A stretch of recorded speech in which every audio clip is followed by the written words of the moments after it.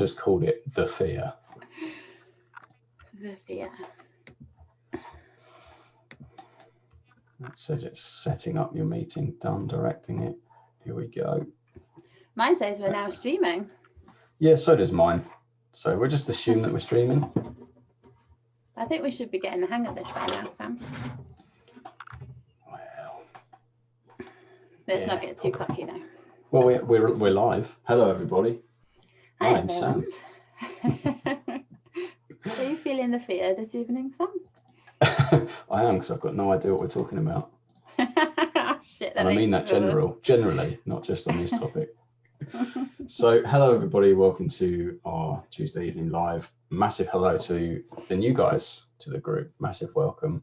Feel free to go and introduce yourself in the announcement section, because we'd love to hear a bit more about you and what it is that you do, and maybe tell us a bit more about how we can support you.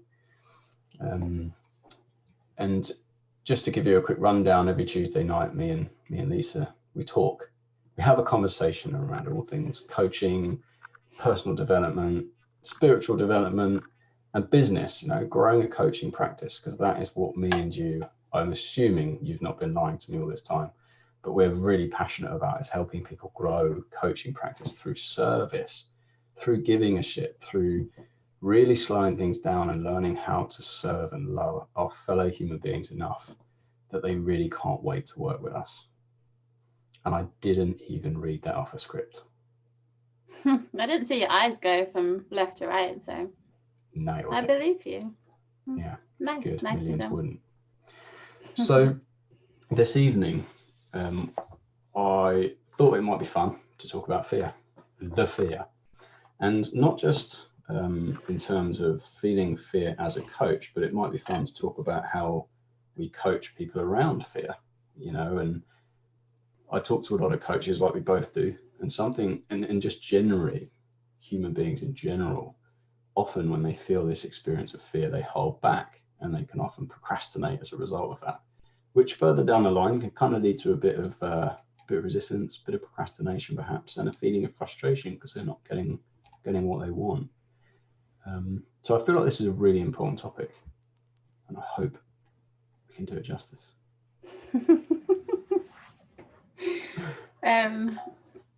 Yeah, we kind of talked about this a little bit yesterday, and I think I was on a different page. I'm on medication, first of all, which is probably why I was on a different page. But initially we were talking around, I think Sam was talking about the fear that we might feel as coaches when we have a client in front of us, and how do we explore that fear? Like, do we actually explore that fear? Do we want to go there? Do we want to look at what that is, where it's come from?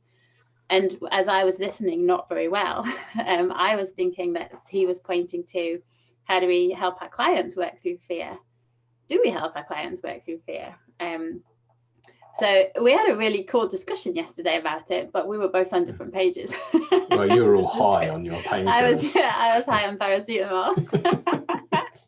And I still am, so I can't promise what's about to happen. So what are we talking about? Success. Yeah, brilliant. Yeah. I don't know where to start with this one. It feels like it's such a big topic for a lot of people. It really does feel like often this is what's behind the thing that is really holding us back. Like if someone was to say, it's self-belief that's holding me back, behind that there always seems to be some kind of fear around what will people think of me, or it's just something. So it always feels like there's fear behind something that we might not necessarily see at first glance.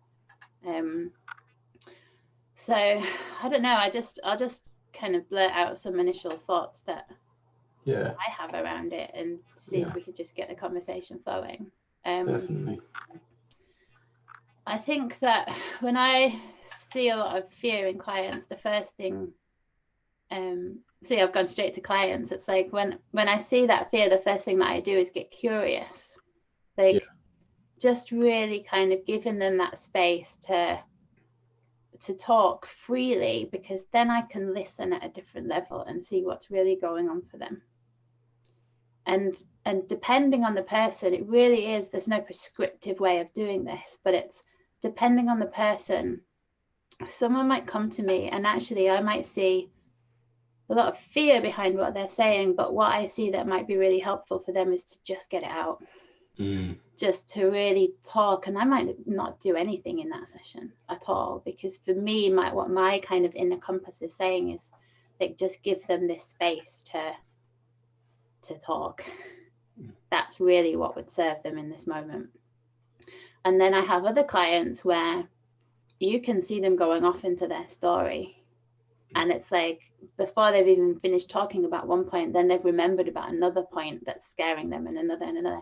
And so with a client like that, I might actually interrupt and not be buying into any of that story at all. So but again, it comes from this like insight that I have as to kind of like judging the situation, like just really coming from this place of what will serve this person in front of me right now, without getting caught up in my head and thinking about it. Like, I'm not trying to figure out what will serve them.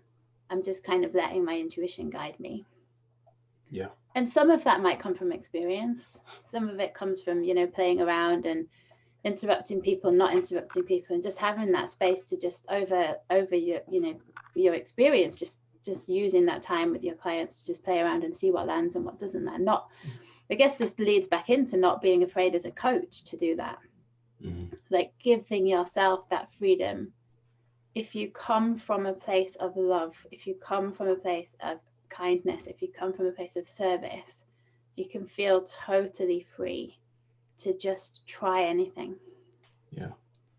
And for me, it's kind of nicely worded back onto talking about coaches, but for me, that's the key thing that released fear from me as a coach. Just giving myself, it's like it gave me permission to not hold back. It doesn't mean that I get it right every time at all, but it feels like everything that I do comes from this place of, I really just fucking give a shit about you, man, and I want the best for you. And so if I come from that place, it doesn't matter how uncomfortable it feels for me. Whether it be something really small, like holding that pause for a minute longer than it really felt comfortable. But I know that that's coming from a place of service. It doesn't really matter what I'm feeling inside. It's like that gives me that freedom to just kind of move through that feeling if it's there at all. Yeah. Yeah, it's almost, giving that presence to fear and exploring it and being super curious for somebody that really resonates with me. And it's funny that we talk about it, should we talk about coaches or should we talk about, coaching around this? It's kind of one and the same, right, when we look at it, obviously.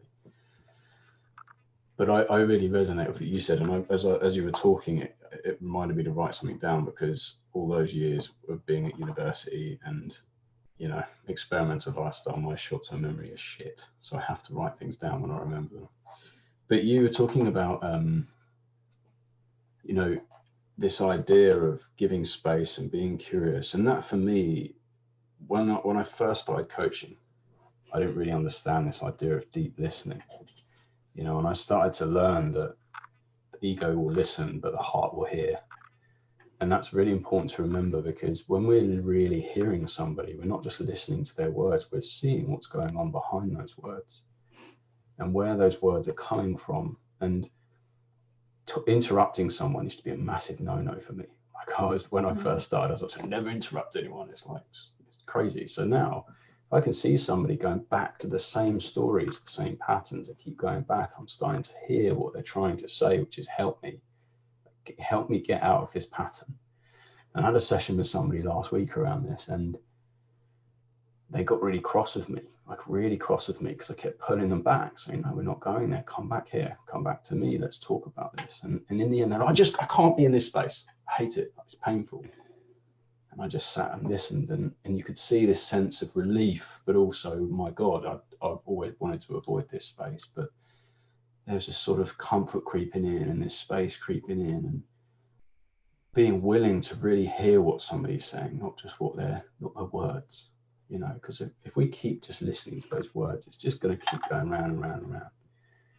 And not being afraid, like you said, to go there as a coach, Like that was always fearful for me. I was always shit scared of doing that, like going there as a coach. But now it's like, do you know what? I don't give a shit because I have no attachment to this conversation at all. I'm just going to serve you and I'm going to show up in the best way I can. And funnily enough, that's what creates clients apparently. But yeah, I think there's something in that for me that is it's kind of practice in a way. You know, it's not being afraid to, like you said, fuck things up and just explore and learn. You know, learn what that is.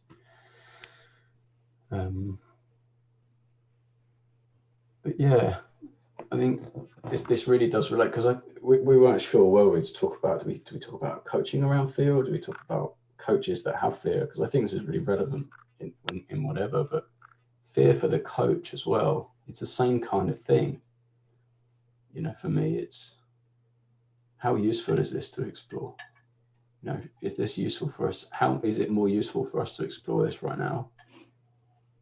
Or would it be more useful to create an action that's going to allow you to move through this and to experience what's on the other side of it, you know, and entertain that idea as well?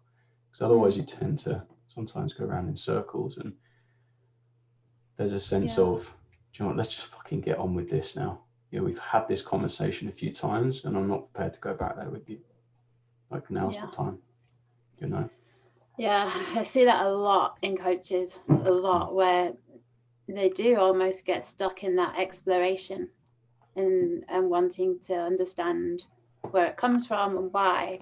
And it's almost like that's taking them away from, like, that's keeping them busy enough with that to stop them from actually taking action. So it is kind of like, in some cases it can feel like it's an avoidance technique of just doing what it takes.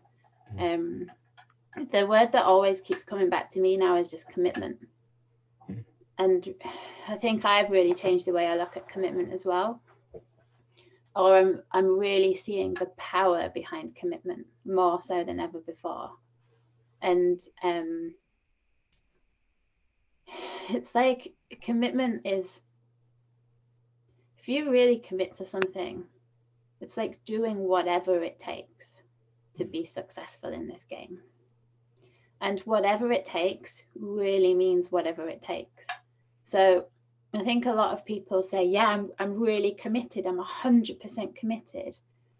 But then when you get into the crux of it, it's like, you know, you just serve someone, go out onto the street, grab someone. Like, if you want to prove to yourself you can create clients, let's go out onto the street now and let's just go and talk to people and start serving people. Oh no, I couldn't do that. It's like, well, that commitment isn't 100% then. Yeah. And that's what I'm really seeing. It's like the commitment can waver. So you can, and you might even start off here. You might be like, yeah, day one, I'm motivated, I'm pumped, let's do this. And so your commitment might be 100%, I'm prepared to do anything. But then what actually happens is your commitment starts to waver and you stop being prepared to do everything. And it doesn't mean that you're more scared. It doesn't mean that you're, you know, anything other than your commitment level just needs resetting. And you can do that at any time. Yeah.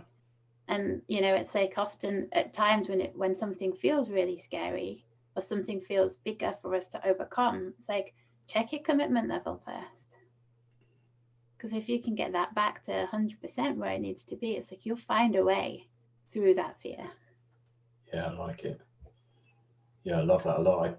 I think the word commitment gets thrown around as well, doesn't it? Yeah, I'm definitely committed. It's like when you say to somebody, okay, so you're 100% committed to what you haven't experienced yet, or you committed to familiarity? Well, let's discuss what commitment really means, because then you can kind of come back to that and be like, well, you said you were committed, like, now's the time to show how committed you are, to see whether that's true. And it's cool either way, but let's call it what it is, right? Bring you back to that space. The thing that's really comes up a lot is around with commitment. It is fear. It's like limited thinking, limited thoughts. So just this, I don't know, I can think of so many clients that are in this space where they're sick of their own story. Yeah. Absolutely sick of their own story. We've all been there. Yeah, and it's like, well, how willing are you to drop that story? Because you're telling me you're 100% committed, but what's keeping you stuck right now is this like clinging on to this story for dear life, even though you're telling yourself you're sick of it. So I love that question around, are you committed to familiarity? Because that's what, that's what seems to happen for a lot of people. They're just, I'm sick of this story. Well, why are you clinging on to it then? Yeah, but. Yeah. Who the hell's but? Fucking hell. Someone once said to me that I think often this is where the lines, for me at least, and this might be unpopular, but okay. The difference for me is that some people will say that coaching and therapy are quite close together. Right? They're kind of quite close. And I see it a lot online, and people saying, "Oh, I'm a past something or other coach." That's kind of not coaching. That's a modality. We're talking about therapy when we're in those realms, and there's nothing wrong with that at all. But someone once made this distinction of coaching for me, which was really important. And having gone through therapy towards coaching, which is when my life just went like this, because I realized actually that it was just me. That's all that needed to do anything to change. And therapy is kind of exploring the past to create a different present, whereas coaching is creating a new present or changing the present to create a different future to that of which you would have done otherwise. So for me, it's kind of, well, let's look at now and let's look to the future, right? Let's look at what needs to change right now. Does anything actually need to change, or is the idea of change a story itself? Because it's just what you've been told you need to do first. Let's get in the right mindset. It's like, what even is that, right? What is mindset? Who's ever even found a mind? Like, so let's explore that first, right? And then that for me is like, oh yeah, God, maybe I could just ask the question, right? You think? In a nice way, obviously, like most of the time. But yeah, I love that distinction. It's just like, let's just work on this now and just make a step. Like, it might just be a question that you've got to ask. That's it. That's all you've got to do. Keep it simple. Yeah.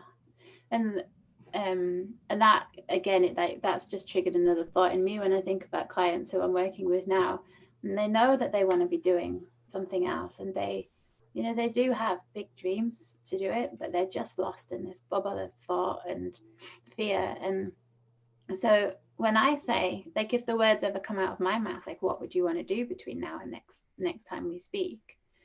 They come up with like this massive step. And it's like, well, I'm not surprised you're feeling pretty petrified and don't do it. So it's like, what would that look like if we were to chunk that down? Like, if we were to divide that step into 100, what would that 100th of that step look like? Yeah. And it's just, you can bring humor into it as well, which takes away some of the fear. It's definitely, like, wow, so your first step is to produce a podcast with a world-class speaker. Yeah. Your first coaching proposal is £500,000. Well, yeah, awesome. No wonder you're a little bit nervous about this. Tell me how it goes. So true. Yeah, you can just bring humor in it to help someone see that, oh, I'm being ridiculous with my thinking here. That's what's kind of keeping me stuck in this bubble of fear and procrastination. Yeah, for sure, man. And especially for coaches, it's like, just bring it back. Again, I see it all online, and this sometimes is a result of the marketing world. It's like, you haven't even coached somebody yet, but yet you're thinking about making a proposal and your costs and a sales pitch. And some people have scripts, like, it makes me want to punch myself when I think about people sitting there with a script going, right, objection number 3. Okay, let's talk about money, this sort of stuff. Yeah. But do you know what? Can I just say something on that? Of course you can. I fully hear what you're saying. I'm quite happy to give you a slap as well if it does make you want to. Oh, you're going to want it over the time that we work together for sure. But the other thing I want to say is, if that's what it takes to get you in action, have a fucking script. Yeah. You know what I mean? It's like, I fully hear what you're saying. And it's just you haven't finished. I haven't finished yet. I know. I fully hear what you're saying. This is the example of not listening, guys. Right? It's the drugs. I'm on the drugs. Don't coach on paracetamol, people. There's so much learning in this. And aspirin and ibuprofen and amoxicillin. Sorry, do continue. Please continue. Well, so the story goes on. Got to think about something else I can make up now. No, I was saying that it basically what I was sort of saying was that, you know, we get to that point and we start thinking about all these things that we've got to do, right? All the scary shit that for most people is like making proposals, talk about working together. But when you're in this mindset of just coach first, like don't even think about the proposal yet. Just bring it right back. Like check in with your fear. Are you getting ahead of yourself? Like you said, are you getting way ahead of things here? And bring it back. Just focus on just showing up and just seeing if you can even help that person first. Just have a coaching experience and just leave it at that. You know, book in another session if you want to talk again. And I think it's a good pointer for us to not get ahead of ourselves. And obviously, yes, if scripts and stuff are useful to you, fine. Go to Lisa for that because she's obviously there. But you know, joking aside, it's just checking in with that and just bringing it back a little bit to simplicity. The other let me just say what else you said on the script, Sam, for us to talk about. Yeah. Shit, I've lost my page. Hang on. Wait, I'll private message you so you can see what you're going to say next. Oh, yeah, sweet. The other thing I think as well around fear is that what I notice a lot in people, especially in that I've had dozens of coaching conversations recently with people, just the first session. Something I see a lot is when you're in a position of kind of pain and fear and the place you don't want to be. Right? Let's say you've seen yourself in the mirror and you don't like what you see. It's painful. Like, ugh, don't like that feeling. Got to change. As soon as we set the goal, there's a feeling of relief. But what people don't recognize is it's not the goal that creates that. It's the fact that you stop looking for something to be better in that moment that's created that. So when it comes to actually doing the work, I think some people, when they get to that point, they're like, shit, actually, now I've got to do this work. Is it really what? They start questioning themselves. Right. So it's really helpful for me as a coach, and this is just me personally, to really explore that with people. Like, is this really what you want? Are you, like we said, are you committed to this, the new and the old? You know, are you ready to move forwards with this and take these actions? Because sometimes I think we're very innocently guilty of, I'm going to have that because it's going to be okay and that's what makes me better. But we innocently misunderstood it's not that goal that's created that. It's the feeling of not looking for something else. We kind of felt this sense of ease. So to not almost take what people are saying at face value, but like you said, get super curious and find out about what that fear is and what drives them and dive right in with it, basically.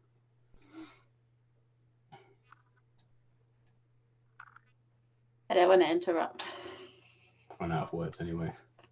I think I have to. Well, I haven't. There's so much more that I can say, but I think it would be good to. I don't know. I'm feeling like it might be good to kind of end there and actually ask people. Like, you know, we've dipped into coaching other people through their fear. We've kind of dipped into, as a coach, how do we work through our fear? Do we work through our fear, or do we just do it anyway? We've kind of talked a little bit about all of that. So it might be useful to just hear from you guys, like what would be helpful for you to know more about. What questions have you got on that? What experiences have you had where, or are still having, where you're like almost frozen, maybe like something that you want to move through and can't see a way yet, or something that you have moved through and now it's like, oh, I can't believe I was even afraid of that in the first place. Like, we want to hear from you. So we want to we want to serve you basically, and we need to know what's going on in your world to be able to do that. Perfect. And don't forget that Thursday night is our live call. So if there's something that you're stuck on, like if you're kind of feeling like the fear around, or you just feels like, I just can't do that. I couldn't ask for that, or I can't ask for that. I can't have that. I can't. I mean, whatever it is, bring it, and we'll explore it, and we'll work it through. Yeah, anything. It'd be so cool. I loved our last call that we did, so it'd be so cool to do another one this Thursday. Epic. I can't wait either. All right, guys, we hope you found that insightful. We don't even know if anyone's listening because we are on Zoom and not on Facebook. We can't see any comments. You know what? We might have had loads of questions and we've ignored them all. We're probably not even live in the right group. I'm probably in my group or something.